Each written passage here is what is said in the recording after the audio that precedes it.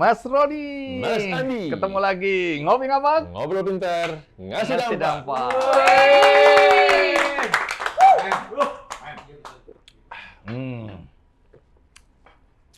Mas Roni, saya ini kan suka baca biografi orang-orang sukses. Paling enggak waktu itu mencoba apakah ada yang bisa ditiru, apakah ada yang bisa dipelajari, walaupun kadang-kadang suksesnya itu terlalu jauh sehingga kita putus asa juga, wah apa iya kita bisa seperti itu, kejauhan, ketinggian. Tapi inti dari buku-buku biografi orang-orang sukses, pertama kalau dia jatuh pasti bisa bangkit kembali. Kemudian mau mencoba cara lain untuk bisa sukses ya. Katakanlah cara ini di industri yang sama, cara ini gagal, dia coba cara itu, cara ini, sampai akhirnya sukses. Tapi ada juga orang yang dia udah mencoba berbagai bidang. Dan akhirnya dia menemukan satu bidang yang membuat dia sukses. Nah, banyak orang ngotot di bidang satu aja. Dia berusaha, dia udah jatuh berkali-kali jatuh. Dia nggak mau cari pintu-pintu lain atau bidang-bidang yang lain. Nah, hari ini mungkin kita bisa belajar ya. Karena orang-orang yang mencoba pintu ini tertutup, dia akhirnya mencari pintu lain yang tidak terbayangkan bahwa satu hari kemudian Bahkan bisa lebih sukses gitu ya. Sukses sekali. Terima kasih Mas Andi. Dan saya juga mendapat informasi bahwa orang-orang yang tadi Mas Andi baca autobiografinya, orang-orang sukses tersebut, mereka juga ternyata membaca juga autobiografi orang-orang pintar. Oke. Gitu. Jadi sebenarnya antara sukses dengan ilmu itu berkolerasi gitu. Jadi kalau dulu kan kita nggak enak mau ngajak. Artinya generasi saya ini itu kan sumbernya itu cuma buku ya. Nah, sekarang anak-anak muda Indonesia atau di dunia itu kan punya alternatif yang luar biasa yang melalui berbagai platform belajar. Jadi saya punya kebiasaan nih hari ini, kan ya karena buku terlalu banyak sampai kadang-kadang pusing yang mana duluan harus dibaca.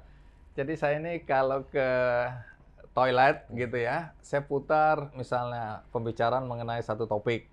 Waktu itu lagi kripto, saya mau belajar tentang kripto. Jadi saya putar itu ya video-videonya tentang kripto, terus kemudian tentang startup yang berjatuhan dan seterusnya. Jadi sumber ilmu sebenarnya ada di sekitar kita. Tinggal kita mau cari, dapatkan atau kita abaikan. Dan itu pilihan. Dan murah dan kadang bisa gratis ilmu. Gratis banget. Ya bayar pulsa lah. Baik, kita nggak berlama-lama, kita akan perkenalkan. Orang ngapak, orang kepenak. Nonton Ngopi Ngapak buat jauh dari lingkungan toksik. Yuk, kancah dulur, mari kita belajar sejenak sama eksportir gula kelapa semut organik, Mas Kuku.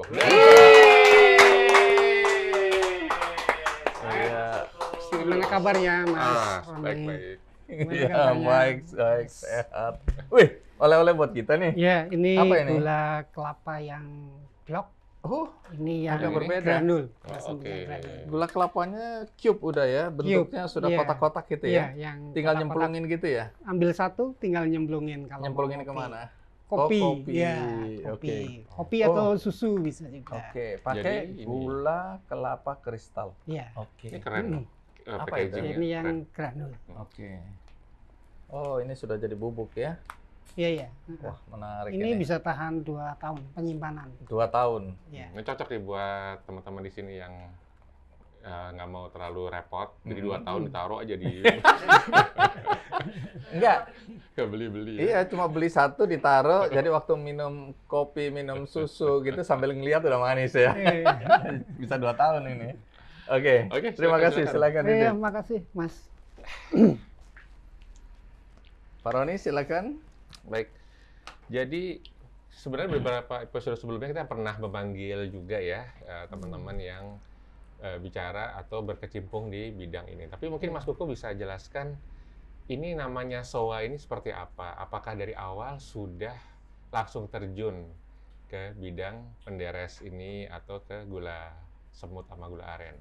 Atau mungkin sebelumnya kadang-kadang teman kakak dulu suka bingung apa bedanya gula aren, gula kelapa, gula semut gitu kan? Nah mungkin bisa dijelaskan. Ya. Sebentar. Ini sebenarnya pertanyaan kami berdua nih. Jangan bawa nama orang lain dong. Yang lain tahu, kita Iya. nggak tahu. Ya, akhirnya kita harus jujur lah, kami yang bertanya. Ya, Apa bedanya? terima kasih Mas Roni dan Mas Andi. Jadi memang kadang konsumen itu bingung membedakan antara gula aren, gula kelapa, gula enau, dan lain-lain. Yang memang itu kalau dalam kita waktu sekolah itu jadi keluarga tanaman atau family itu masuk dalam keluarga Palmae. Oke. Palmae. Kalau dulu kami waktu saya masih kecil ada kata juga gula-gula. Wah, dia jadi gula-gulanya sini. Seperti cabai-cabai itu. Oh, generasinya beda ya. Ya, saya gula-gula ini cabai-cabai. Oke, maaf ini kami agak kacau hari ini. Iya. Jadi apa? Dalam kelompok Palma. Kelompok tanaman palma. Oke. Palma. Jadi kalau di standar nasional Indonesia itu ada namanya standar nasional Indonesia gula SNI. palma. Oh, gula palma. Nah, di dalam standar nasional Indonesia itu gula palma ada yang bentuknya blok atau cetak, ada yang bentuknya granul, kristal. Oke, itu Bubuk, tadi bubuk, kristal, ya. bubuk. ya. Ya, Ini blok, yang blok atau cube ya, yang blok. kube. Nah, kalau yang Kubur. bentuknya apa? Kayak batangan yang itu, yang bulat-bulat itu apa? Yang lonjong itu kan ada itu yang kalau kita dulu gula. Oh ya, yang Dipotong-potong, kalau mau kalau kita masak mau- itu Iya, diiris-iris. atau dipatok kelapa. Nah, itu bentuknya cetak. Sama blok sebetulnya kan? Gula Nah. merah ya. Nah, gula merah. Gula merah Itu ya. sama kan gula merah itu? Sama. Jadi gula merah itu ada yang dari tanaman palmae ya, kayak gula kelapa, gula aren. Ada juga yang dicetak itu dari tanaman tebu. Oh. Ada yang dari tebu gula merah. Jadi waktu itu saya juga pernah training tentang pembuatan gula granul di Kabupaten Kudus. Iya. Itu kan petaninya banyak petani tebu. Nah, mereka tebunya itu diperas, diambil air tebunya, dia masak biasa seperti nira itu, lah nanti dicetak Tapi disebut gula apa ini? gula merah. Warnanya putih. Warnanya merah, sama persis.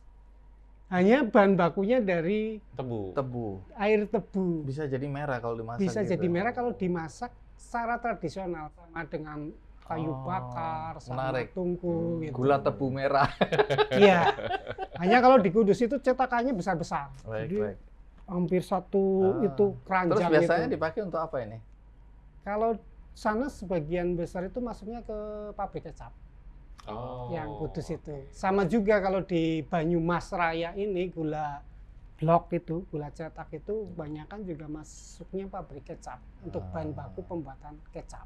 Nah, kalau Mas Kuku yang mana ini bisnisnya? Bisnis utamanya? Kalau saya semuanya, jadi ada yang granul, Mm-mm. ada juga yang cetak blok, tetapi kita standarnya organik, Tapi kelapa ini. kelapa, Oke. Bukan Nah. tebu ya, bukan tebu. bukan tebu lah.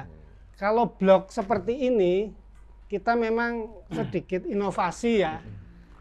Jadi blok ini sebenarnya dari gula granul, Iya. kita cetak lagi, Iya. kita oven lagi, kita bentuk seperti kotak ini supaya satu kali Cemplung. cemplungan itu bisa Nggak usah repot. dinikmati. Nggak usah repot, dan keunggulannya ini lebih awet dibandingkan yang blok langsung dari nira itu.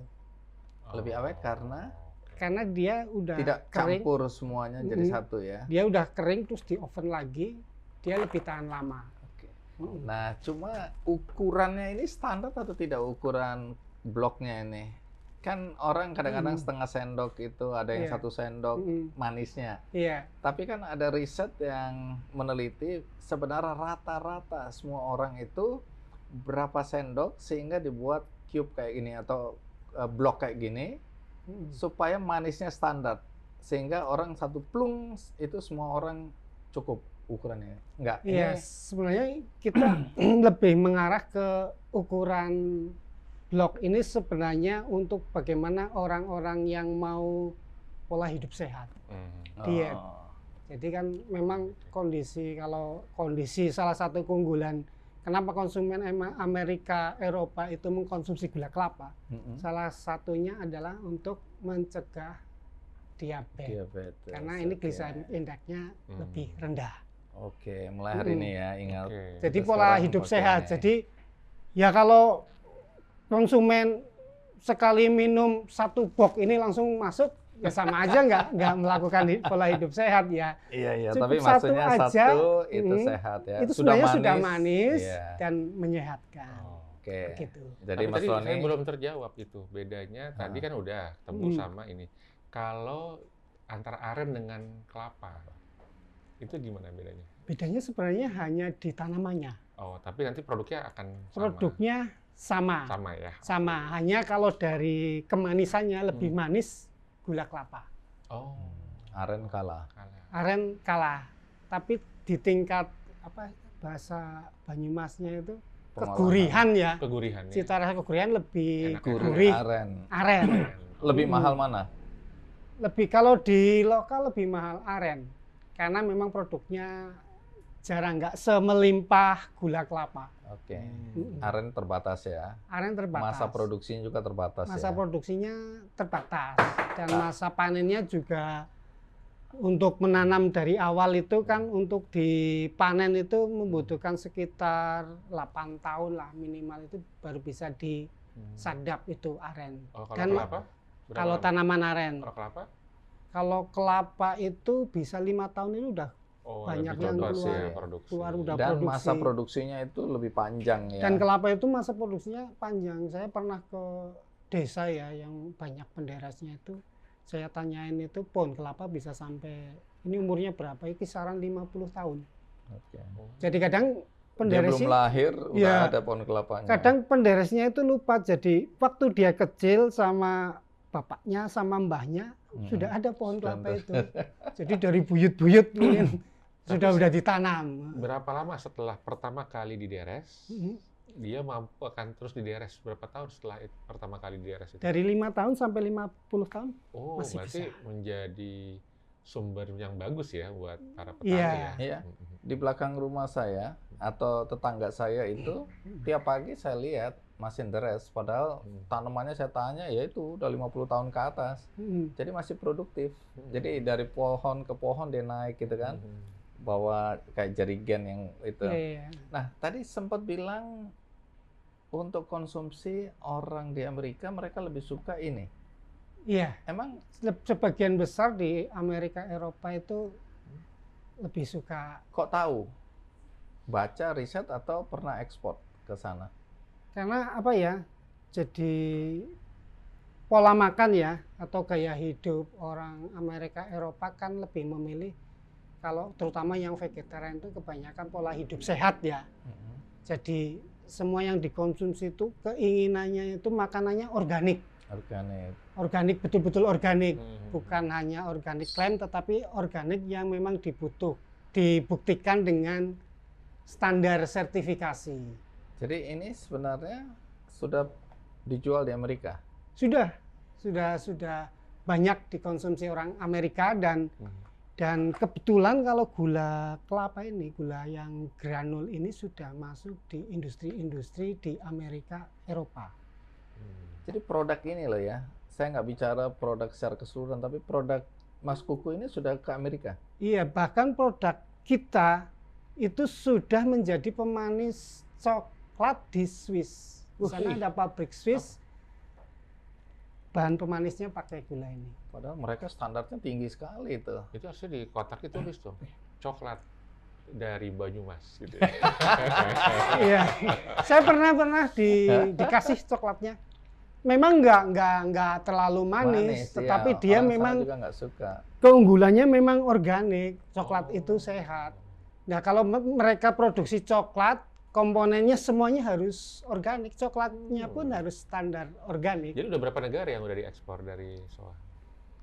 Kalau negara itu hampir kalau di Eropa itu produk kita masuk di Jerman, di Prancis, di Swiss, di Belanda juga, dan berbagai negara Eropa itu, di Amerika, Oh, jadi lebih banyak Eropa nih ya?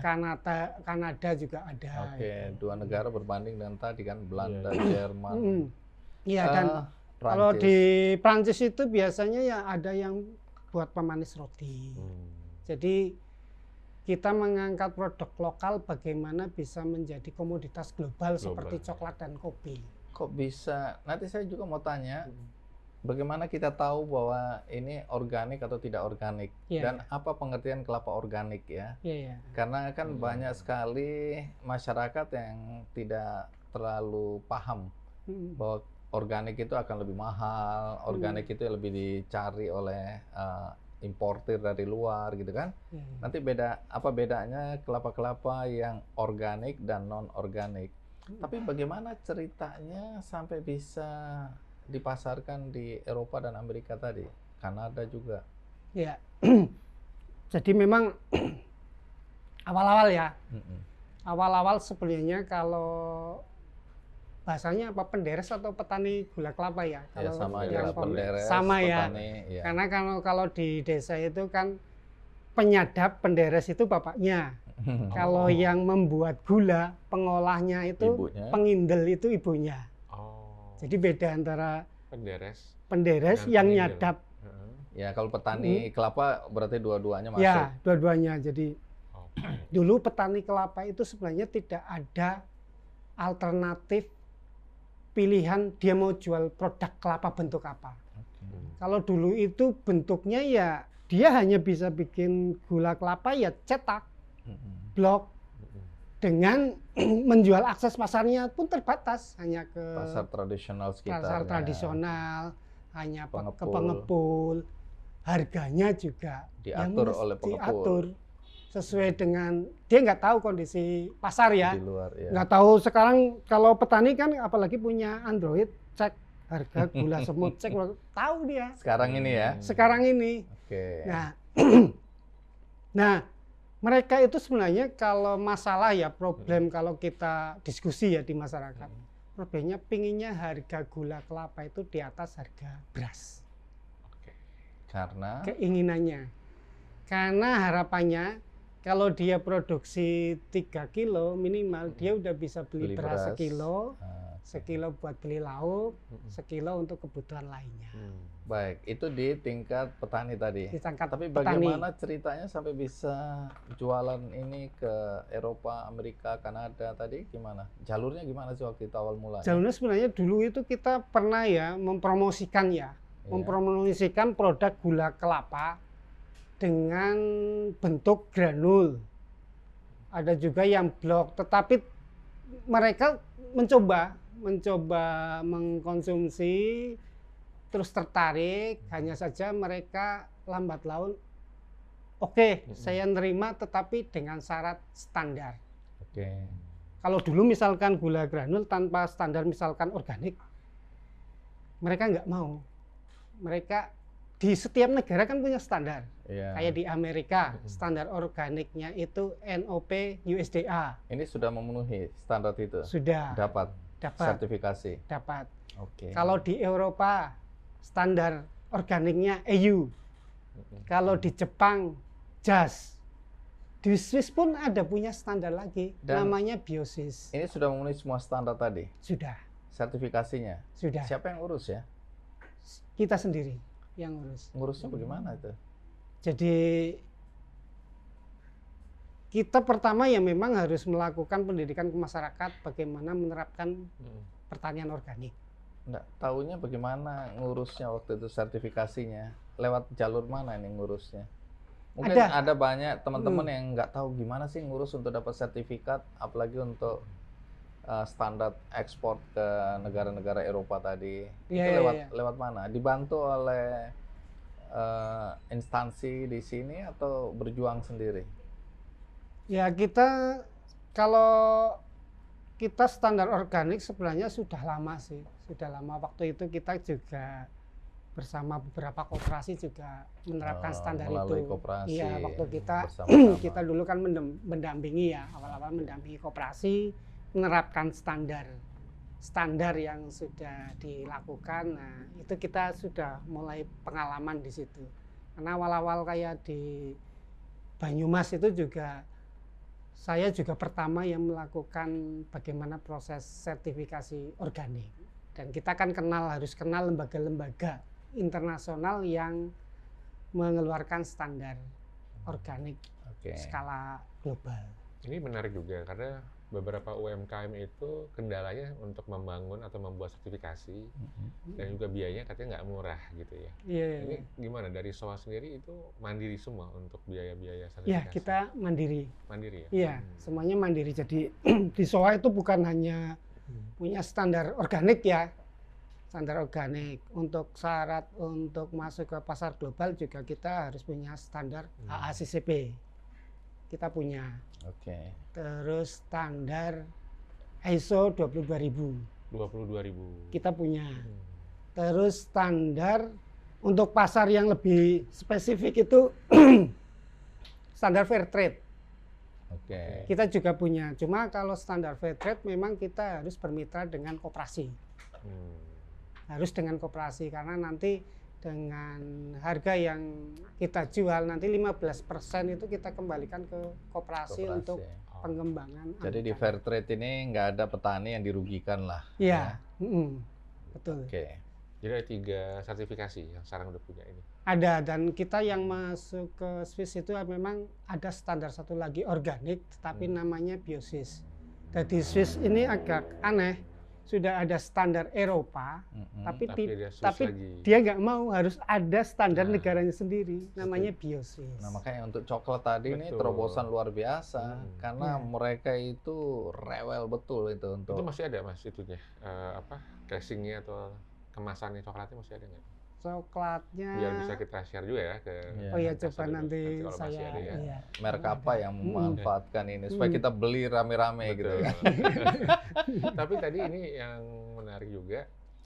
Tadi ada 4 sertifikasi. Ya. Itu boleh di-sharing nggak? Artinya berapa sih range biayanya, kemudian waktu untuk pengurusannya, apakah seberapa lama gitu yang pengalaman dilakukan? Iya, kalau yang standar organik memang butuh proses ya, butuh proses. Pertama kita harus melakukan pendidikan di petani gula, pendidikan tentang pertanian organik, tentang organik. Nah itu nanti kita seleksi kebun-kebun mana sih yang sudah diterapkan petani dalam budidaya kelapa organik. Nah, jelaskan organik itu apa? Karena banyak juga produk yang bilang organik, begitu ditelusuri nggak organik, dia cuma klaim aja organik gitu. Nah, ya. Kalau produk organik itu sebenarnya petani udah paham. Kalau petani dulu itu kan memupuk itu cukup dengan pupuk kandang. Dia nggak pernah menyemprot dengan pestisida. Rumputnya tidak pernah disemprot dengan herbisida. Untuk mematikan rumput-rumput untuk mematikan sekitarnya. rumput. Nah, sebenarnya produk organik pure kalau diteliti di uji lab kandungan pestisidnya itu kelihatan berapa? ya. Itu kelihatan. Ketemu itu ya. Iya, karena waktu kita audit, mereka juga auditor eksternal ya, itu mengambil sampel di lahan, sampel produk, lah mereka uji pestisida. Pestisidanya, residu pestisidanya itu. Jadi nggak bisa bohong itu ya? Nggak bisa bohong, karena kan memang pengalaman dulu juga ada penelitian ya, ibu-ibu di Bali itu, jadi diteliti air susunya. Jadi dampaknya apa itu? Ada kandungan pestisida di ASI yang cukup tinggi di ASI. Dulu pernah ada penelitian itu. Jadi kita sadar lah, kita misalkan mengkonsumsi sayuran tiap hari. Nah sayuran yang kita konsumsi itu semprot pestisida itu. Proses budidayanya seperti apa? Nah, itu ya perlu dilihat ya. Di acara tetangga namanya Kick Andy. Itu acara bagus teman-teman. Iya, harus nonton ya. Coba dilihat. Ya. Diangkat cerita mengenai slow living. Slow living antara lain salah satu syaratnya adalah organik. Jadi bagaimana proses dari penanaman sampai di atas meja itu diikuti dengan baik. Nah itu sudah menjadi gaya hidup di berbagai negara sekarang ini. Jadi keinginan orang untuk mengkonsumsi barang-barang atau makanan-makanan yang bebas dari kimia, dari pestisida, harus organik itu makin lama makin tinggi permintaannya. Dan ada Ya, ya. kesadaran orang-orang untuk hidup sehat seperti tadi. Ya, betul. Jadi ini pasarnya sebenarnya makin hari makin terbuka, makin besar. Dan bicara organik itu bukan hanya bicara bagaimana menciptakan pangan yang sehat, tapi organik bagaimana dia memelihara bumi. Dia nggak meracuni tanah, dia nggak merusak hutan, dia nggak merusak lingkungan. Sebenarnya itu. Jadi bicara organik itu bagaimana, kalau lihat kondisi sekarang sawah ya Pak ya, sawah. Kalau zaman saya kecil dulu senang main di sawah, Subur itu sekali. subur, dalam-dalam, senang mainan di sawah itu keblusuk ya kalau bahasa Banyumas itu sampai dalam. Sekarang itu ya, baru mata kaki aja mata kaki udah. nggak terlalu dalam dan tanahnya itu cepat keras. Iya. Kalau kondisi karena asupan kimianya itu terlalu tinggi. Apalagi itu bertahun-tahun, Bertahun-tahun, ya. Dan sekarang petani merasakan jadi semakin tahun tuh semakin jadi kebutuhan pupuknya itu tinggi. Apalagi sekarang kondisi pupuk sulit ya, ketergantungan pupuk kimia itu semakin tinggi. Akhirnya ya petani kebanyakan beralih ya. Ya merugi kalau sekarang mau tani mau swasembada beras kalau nggak didorong bagaimana dia mandiri membuat pupuk sendiri, membuat pestisida alami sendiri. Tapi menarik Itu ini kalau kita bicara soal organik karena ada petani dekat rumah saya bilang kenapa nggak mulai organik aja. Iya. Menurut dia terlalu ribet dan mahal jatuhnya. Dan dia bilang lebih gampang udah hama-hama itu semprot aja, dia bilang gitu. Jadi banyak petani yang juga merasa bahwa proses organik ini proses yang panjang dan mahal. Apa betul itu? Saya kira tidak ya. Tidak ya. Karena kan ya namanya kayak kebun kelapa itu. Kalau misalkan mau dipupuk kimia gitu kan, akhirnya kan menambah kos biaya daripada dia rata-rata petani kan ternak, tinggal bawa ternaknya untuk ke kebun aja gratis pupuknya kan. Dia benefit dari ternaknya, benefit dari pupuknya, tanamannya subur. Lalu kenapa banyak petani masih menggunakan cairan kimia? Ya pola pikir praktis ya. Sekarang kan pengennya serba praktis ya. Apalagi misalkan ya kayak ibu-ibu sekarang malas masak, mending GoFood, mending pesan online gitu kan. Sebenarnya itu tidak bagaimana proses-proses pertani yang pada akhirnya akan menceburkan tanah dan pada akhirnya akan mengurangi pupuk itu sebenarnya butuh kesabaran. Butuh kesabaran. Kalau dilihat dari produktivitasnya, saya juga udah pernah menerapkan sebenarnya sama. Saya udah dulu pernah bikin demplot juga, dia lebih tahan hama. Hanya saja mungkin kepercayaan diri petani, takut panennya menurun, takut gagal panen, itu yang sebenarnya yang sering dialami oleh petani, nggak pernah mencoba itu. Baik, jadi sebelum bisnis gula kelapa ini, Mas Kuku apa? Mas Kuku sendiri lulusan apa ya? Kalau saya di pertanian, ekonomi pertanian. Dari mana itu? Universitas Mula Warman Samarinda. Oh, oke. Iya, di Kalimantan Timur. Aslinya dari mana? Saya asli Banyumas. Oh, tapi sekolahnya sampai di sana? Iya, dulu waktu SMA kan merantau ya. Merantau, awal-awal lulus SMA merantau, niatannya hanya untuk kerja. Itu kerja, waktu itu saya kerja di Balai Penelitian Kehutanan. Jadi saya dulu itu kerjanya sering masuk ke Wanariset Samboja yang sekarang jadi IKN. Oh, Mas. Oke. Jadi ibu kota negara Nusantara jadi, nih. Iya, dulu saya masuk ke hutan, terus ngukur diameter pohon, terus tinggi pohon-pohon yang waktu itu untuk riset, untuk penelitian. Oke. Itu pada lulus SMA? Lulus SMA. Oh, jadi ini sebenarnya sudah arahnya benar ini ya. Iya. Belajar ya mengenai pertanian, dikasih kesempatan, dibayar pula, dan kemudian ilmunya diterapkan di bisnis yang sekarang. Iya, dan pada waktu saya kerja kan lulus SMA kan iseng-iseng dulu ikut ujian UMPTN ya, zaman dulu ya, iseng daftar Universitas Mula Warman, ambil ekonomi pertanian, diterima. Nah, di situ saya bingung mau milih kerja terus atau milih kuliah. Akhirnya Kita ambil dua-duanya, ya kerja ya kuliah. Tetapi semakin lama semakin kewalahan di kuliahnya, akhirnya fokus di kuliah. tapi biayanya dari mana? Kuliah. Biaya Jadi kuliah. kita nabung lah pada waktu kerja, nabung dulu. Orang tuanya apa sih? Pekerjaan orang tua? Kita polisi dulu, orang tua. Polisi. Jadi bapak polisi, ibu dulu jualan tempe. Jadi produksi tempe dijual ke pasar tradisional.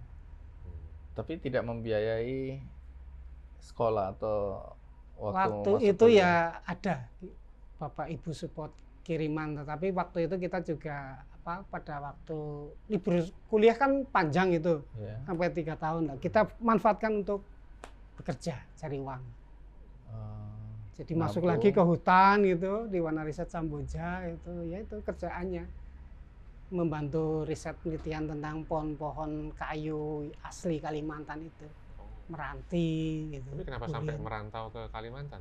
Dulunya sebelumnya gimana? Sebelum di SMA itu? Saya itu dulu pasca SMA sebenarnya cita-cita saya itu sebenarnya masuk TNI ya. Masuk TNI. Jadi saya pernah tes di Marinir, di Cilacap, pernah tes di Akabri, cuma gagal. Jadi kita tahap kesehatan sebenarnya lolos ya. Kesehatan lolos, terus psikotes lolos, wawancara gagal.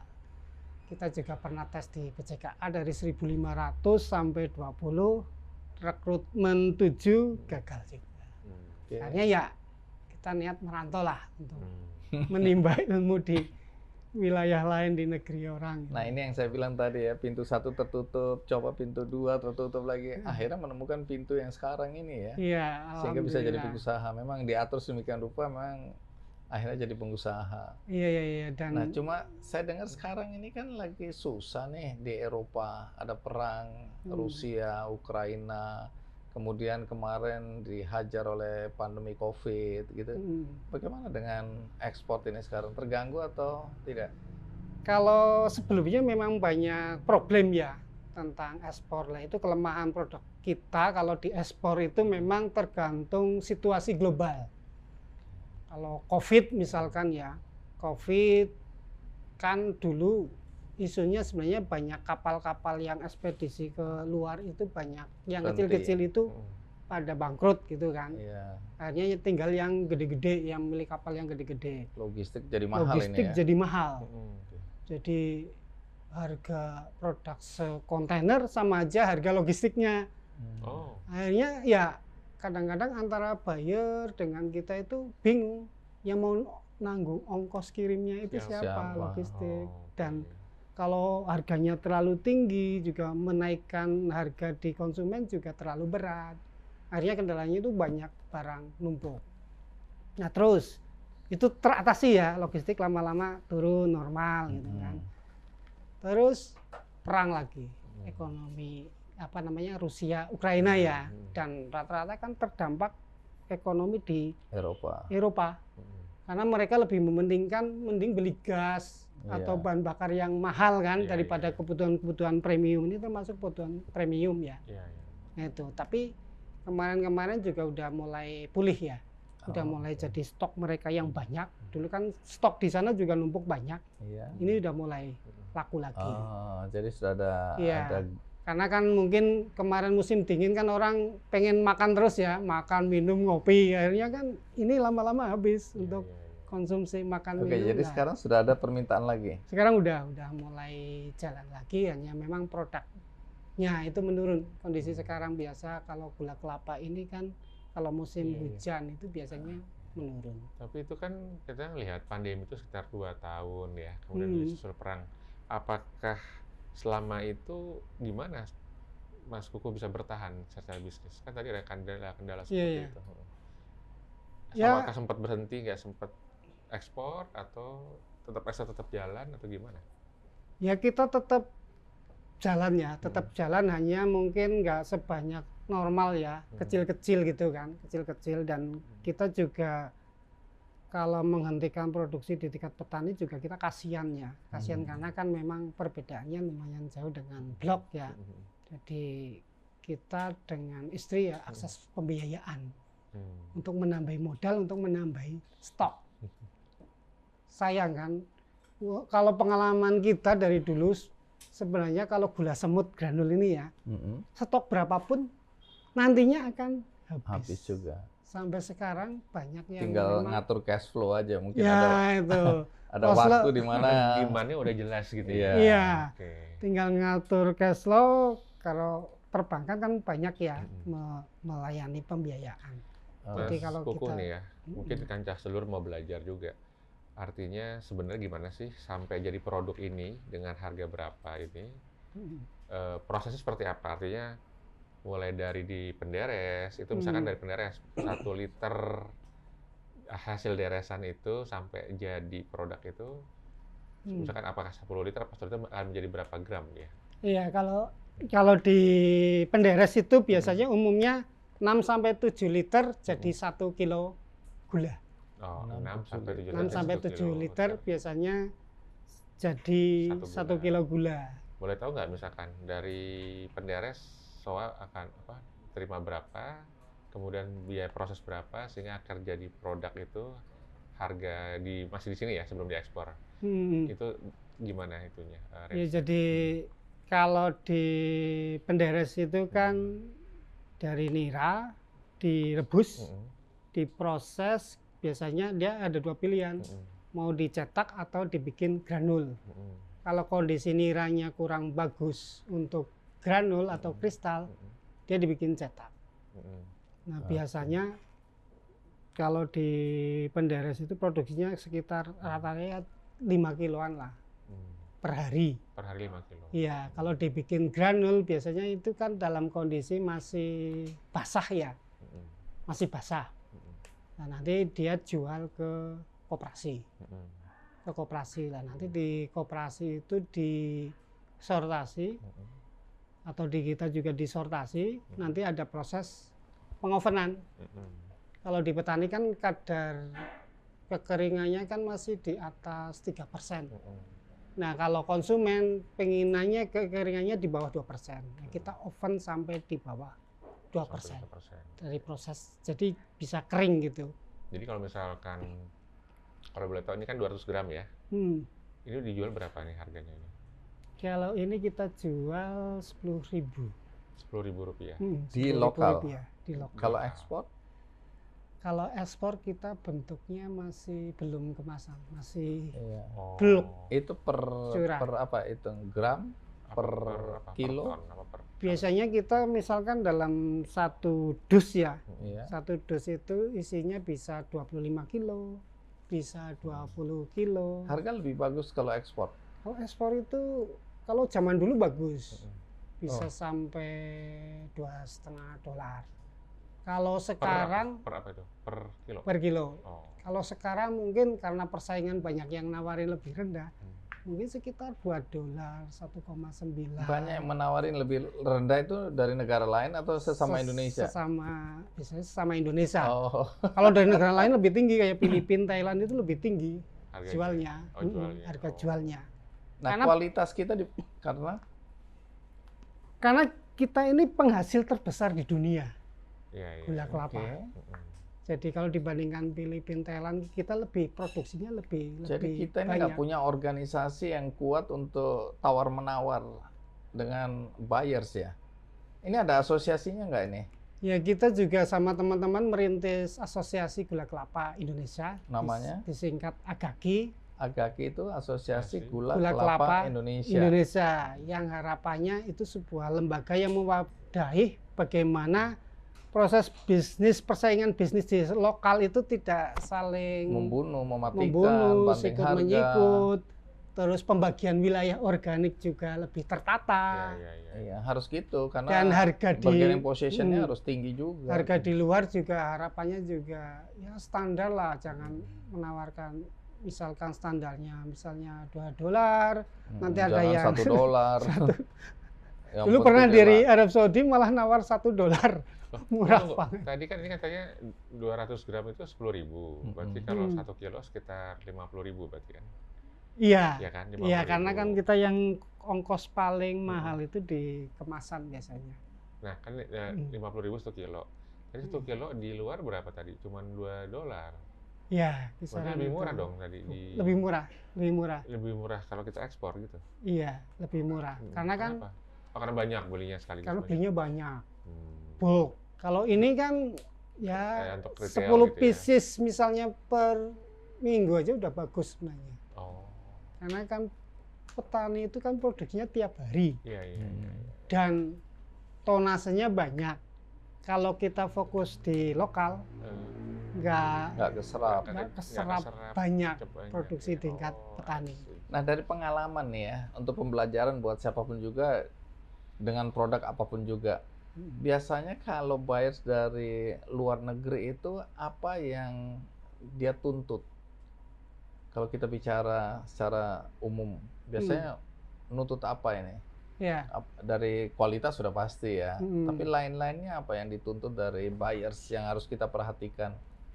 sustainabilitas. Oke, jangan hari ini Jadi- dia pesan 1 kontainer, besok Ya. mau pesan 1 kontainer lagi udah nggak ada barangnya gitu ya. Biasanya setahun pesen misalnya 100 ton. Itu Kita udah terpenuhi. janji Harus terpenuhi, harus janji dengan standar yang mereka sama. inginkan. Nah, ini menarik ini ya, Mas Roni ya. Mm-mm. Orang-orang kita ini pertama ketika ekspor perdana, wah kualitasnya tinggi karena dia mampu baru pertama kali. Iya. Begitu dipesan lagi 100 kilo katakan Iya. begitu atau 100 ton, tiba-tiba dia kepul dari mana-mana cepet-cepet, karena kualitas langsung drop ya. Ya. Dan itu bisa ditolak itu ya. Nah, itu kelemahannya sebenarnya yang harus kita antisipasi dalam usaha. Karena mereka juga nggak bodoh-bodoh amat. Dan setiap produk yang kita kirim pasti mereka uji lab. Uji labnya di sana. Sama. Oke. Dan kita juga pernah kecolongan. Jadi ada jurnal ya. Ada jurnal yang mengklaim bahwa produk Jawa Tengah gula kelapa itu tidak murni. Itu ada jurnalnya. Oke, Jadi jadi mereka penelitian langsung di wilayah-wilayah produksi dan gula ini kelapa merusak itu. seluruh industri ya Dan di Jawa itu Tengah ya. Merusak Jadi kalau ada citra. yang nakal sedikit dicampur-campur dengan gula putih katakanlah Nah, atau itu. apalah ampas-ampas supaya tonasenya tinggi, Ya, itu merusak seluruh merusak pasar. citra produk kemurnian gula kelapa. Oke. Sebenarnya kalau di standar umum kayak di BPOM kan, kalau melakukan pencampuran ya dia harus mencantumkan Iya. pencampurannya. Nggak bisa berapa bilang persen, murni ya. nggak bilang organik murni itu namanya juga harus betul-betul jujur ya dalam melakukan usaha. Nah, ini unik ini Mas Roni, pengalaman saya ya. Kan ada teman juga pengusaha gula semut ya, gula kristal ini yang hubungin saya. Dia bilang pasar ekspor dia di Jerman ini lagi berhenti total. Rusia dan Jerman kalau nggak salah. Nah, kemudian dia bilang, bisa nggak saya membuka akses untuk pasar lokal? Nah, saya bilang, saya punya teman-teman ya di industri ini yang membutuhkan gula kristal ini sebagai komponen dari produksi mereka. Nah, saya udah hubungin, saya perkenalkan, ada 3 perusahaan besar. Nah, tapi kemudian ketika saya tanya, jadi gimana dealnya? Nah, rupanya kalau di dalam negeri itu justru dia minta komponennya dicampur dengan Malah sengaja. gula pasir. Pasir. Karena pertama kurang manis kalau cuma Pasir, sekedar murni. Nah, komposisi antara gula pasir dan ini juga mengganggu HPP-nya juga. Dia belum pernah mengalami itu, mencoba membuatnya. Jadi komponen biayanya jadi berubah, terus kemudian berapa persentase dari gula pasir yang dicampurkan. Dan katanya kalau di kafe-kafe itu yang kita minum itu memang kan udah dicampur sama itu supaya tidak lengket ya. Nah, itu gimana itu cerita seperti ini? Ya, jadi ada memang beberapa teman yang kalau di pasar-pasar lokal bahkan ekspor pun ada. Oh, Yang meminta seperti itu. dicampur ya. Dicampur kayak ke India itu juga ada beberapa teman yang Memang diminta lah bayarnya ya. nggak tahu, iya diminta atau gimana itu Atau saya nakal. nggak tahu. Karena kan kadang-kadang kan kalau bicara organik dan kemurnian kadang-kadang kan terkait juga dengan harga. Mungkin ada yang teman-teman yang memang karena harganya terlalu ngepres Tinggi. rendah, akhirnya Oh, melakukan pencampuran. Nah sebenarnya kalau di kita sih sebenarnya komit tentang kemurnian ya gula kelapa ya harus produknya gula murni. kelapa Kelapa, murni. Kalau memang pengen murah ya gula lainnya seperti kan. Jadi kalau melakukan pencampuran juga harus apa namanya kalau Diumumkan, dijelaskan, iya dijelaskan di cara Ingredients-nya, pembuatannya ya. kan. Misalnya gula kelapanya berapa persen, gula lainnya berapa persen, Bang, Jadi nggak boleh nakal lah, nggak boleh dicantumkan. sembunyi ya. Dan jangan gula yang campuran itu dijual ke gula kita yang organik karena tercampur akhirnya ketahuannya di luar kan menyebabkan citra kita juga Merugikan, ya. merugikan. Jadi Karena kan hati-hati ya teman-teman yang nakal-nakal itu kalian sedang membunuh industrinya nih. iya, Kalau ketahuan ya. iya karena kan Dan mereka pasti ketahuan itu ya. ketahuan karena Kan mereka nggak bodoh-bodoh amat. mereka juga punya Ya, alat pinter, untuk iya. mendeteksi itu dan Iya. ada lembaga di sana juga kadang-kadang iseng Hmm. yang produk di pasaran itu diambil, ini diuji lab, ini benar nggak gula kelapa organik, ini nggak Iya, gula iya. kelapa murni. Jadi jangan main-main di sini ya. Jadi Emang jangan Itu bisa di main-main kalau blacklist itu. iya Ini soa ini udah berapa produksinya gimana? Per bulan berapa ton? kita dulu bisa sampai 50 ton Per bulan. produksinya per bulan. Oh sekarang? Sekarang ya maksimal tuh 10 ton udah bagus sekali. 10 Karena ton per menurun. bulan. Itu karena apa menurun itu? Karena faktor cuaca pertama, Oh, oke. kedua memang ya kalau di lapangan kalau lagi produk nggak ada ya, Mm-mm. Mas. Jadi memang dari luar itu banyak yang apa ya bom harga lebih tinggi. Oke. Ya, Nah ini rebutan lah, pentingnya rebutan asosiasi barang. nanti ya. Iya, Kadang-kadang kan pentingnya pendekatan asosiasi. begitu barang nggak ada kan harga jadi tinggi. Nah Iya. itu ada yang nakal sini udah jangan jual ke dia, kamu tak kasih harga segini, jual ke aku semua gitu ya. Iya, Jadi seperti itu. sikut-sikutan di antara perusahaan-perusahaan yang produknya sejenis ini ya. Iya, betul. Oh, Jadi kalau yang ada asosiasi kan dia bilang jangan kalian ini sedang membunuh yang lain atau ini, jadi bisa diatur Iya. itu ya. iya, sebenarnya kan kalau menderes itu kan kalau di Bali Macakep Jawa Tengah itu kan ribuan ya. Kan saya pernah ngitung estimasi sekitar 100 ribuan. Sebenarnya Daerah banyak mana potensinya. yang anunya tertinggi? Tertinggi Banyumas. Banyumas. Pertama Banyumas. Terus Purbalingga. Purbalingga terus Kebumen, Cilacap. Cilacap malah di bawah ya, padahal kan Cilacap dekat pantai. Cilacap Ternyata juga pohon kelapa dekat pantai. banyak. Cilacap juga ada gula kelapa, ada aren. Terus Purworejo, Wonosobo. Itu ada. Ada semua. Makanya di Jawa Tengah itu memang produksinya tertinggi di. Jadi udah berapa penderes yang ikut di soa ini kelompok? Kita bermitra dengan sekitar 1.000 penderes. 1.000 penderes. Sekitar 1.000 Lumayan. penderes. Tapi ini mereknya apa sih sebenarnya? Co-sweet gitu ya? Apa? Nah ini Co Co-sweet, atau apa? Coconut sweet gitu ya, coconut sweet Oh, itu brandnya ya? brandnya. Cuma kemarin maju ke Haki belum lolos. Loh, Oh, padahal sudah jalan ya? makanya. Belum, ini lagi Oh, proses karena pengajuan lagi. Sweet itu sebenarnya generik, ya? Kata sweet itu ya? mungkin Apa? karena Penolakan itu belum dikasih tahu atau Belum. prosesnya belum dikasih tahu kok belum keluar-keluar juga belum dikasih tahu alasan Oh. ditolak, tetapi kita maju lagi nanti dengan nama yang lagi sama. maju dengan nama yang sama. Kalau Oke. ini masih ditolak ya kita cari Coba ganti brand. brand lagi. Mungkin Iya, bisa saya- kopi ngapak bisa. Ya bisa itu. Itu udah pasti nggak ada di mana-mana. Gula ngapak gitu ya Pak. Gula Iya, ngapak. iya. Jangan-jangan udah banyak gula ngapak. Tapi mungkin karena ini generik sih. Co itu dari koko, sweet Sweet, ya, ya. semua tahu gula itu pasti manis. Mungkin atau ada yang lain yang mirip-mirip sudah ada ya. Iya, dan kita juga kemarin kita untuk menyeimbangkan antara pasar luar dan pasar lokal. Kita harapannya juga lebih banyak. Sekarang edukasi. prosentasenya berapa luar, berapa lokal sekarang ini? 90% keluar. Oh, jadi baru 10% Iya. aja, sedikit ya. Iya sedikit. Kita juga lagi kemarin sudah selesai ngurus halal, terus BPOM, MD kita juga udah selesai. Tinggal kita Haki aja yang ini lagi Tapi proses. ini lucu ya, sertifikasinya lebih untuk ekspor dulu, Iya. baru sekarang untuk pasar lokal ya. Iya kita Badan POM, terus halal. halal. Nah kita sebenarnya dulu sudah inisiasi pasar lokal.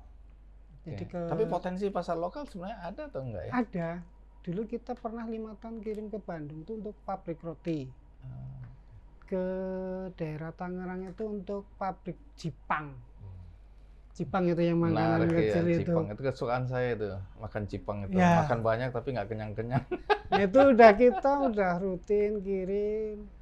Pandemi. Pabriknya kolaps semua. Akhirnya stop Iya, iya, iya. kiriman kita. Nah, itu kadang-kadang Tapi pandemi itu menyebabkan. ini mungkin juga pertanyaan di kancah sedulur nih. Maksudnya kalau mereka mau berbisnis di bidang ini, gitu ya, potensi keuntungannya seperti apa sih? Mungkin bisa di-sharing nggak Mas Kuku? Kalau boleh. Kalau boleh ya. Iya. Jadi Kira-kira lah, roughly gitu ya. ya. HPP berapa, dijual berapa? Ya kalau di kita karena curah ya, Iya. karena curah kita dapat 1.000 per kilo itu udah cukup bagus. Karena kan komponen biayanya memang tinggi. Selain untuk pembinaan petani, untuk biaya sertifikasi, untuk proses produksi, penyusutan, terus untuk ongkos tenaga kerja itu cukup tinggi. Oke. Kita untuk dapat 1.000 per kilo itu udah bagus dalam komponen kalau kita produksinya banyak ya. Iya, iya. Nah kalau di retail sebenarnya ya lebih dari 1.000, cuma kan serapan produknya nggak terlalu banyak dengan yang curah, yang baki Itu itu. maksudnya Rp1.000 per kilo maksudnya? Dari Keuntungan. Keuntungan kalau yang curah gitu HPP ya. yang curah. Tapi yang ini harapannya lebih tinggi sebenarnya. Oh. Kalau yang retail. Iya. Cuma kan ya memang Kalau harus. ekspor gimana? Kalau ekspor bisa berapa per kilonya? Kalau ekspor itu bisa ya 3.000 lah. 3.000 per Bisa. kilo ya? Makanya Dengan resiko- 90% masih diekspor. Dengan resiko tidak reject ya. Iya, iya, iya. Ya, dengan resiko tidak Nah, reject ini karena kalau kan. reject itu apa yang terjadi itu? Nah kadang-kadang Jadi siapa yang menanggung ongkos untuk dipulangkan itu? pelaku-pelaku ada yang membiarkan produknya sudah diikhlaskan Daripada aja. diambil aja gitu. kembali, Kembali lebih ongkosnya mahal. hampir sama. Nah, kemudian apakah di blacklist? Atau boleh kita coba lagi atau nggak boleh sama sekali udah? Ada yang jadi teman-teman itu kalau selama itu masih bisa memperbaiki, itu masih diterima. Oh, jadi Tetap- ini bukan nakal tapi Bukan memang nakal. ada kesalahan, ada mungkin ampas-ampas Ya. apa yang masuk yang kurang bersih, kurang rapi gitu Ya, ya. misalkan kadar logam tinggi ya. Nah, Logam, dari iya, mana logam ini? Logam itu kan kebanyakan kan menderes pakai wajan ya, wajan Oh. pas proses Masa pakai teflon ya? Nggak boleh proses sebut merek. tabrak. Iya, iya. tabrakan antara serok dan wajan itu kan Iya. timbul itu. Nah, itu kan bisa diatasi dengan, Dengan apa? magnet trap. Oh. Jadi waktu habis oven ngayak itu kan dipasang magnet.